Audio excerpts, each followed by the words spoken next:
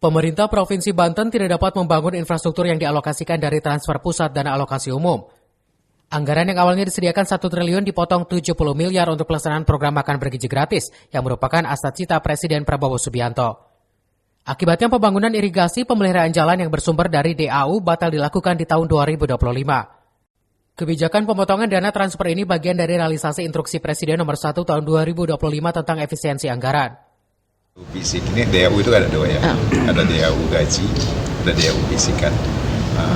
Untuk yang di DAU fisik itu tadi yang salah satu yang akan dipotong, yang 70 miliar itu. Tapi kalau DAK tetap ada ya, yang sumber dari DAU ya.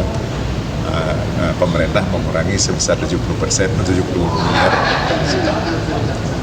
Oh, berarti cuma dari dana transfer aja yang berkurang? Iya. Kalau APBD enggak ya Pak? Kita belum bicara APBD ya. Ini bicara sumber transfer.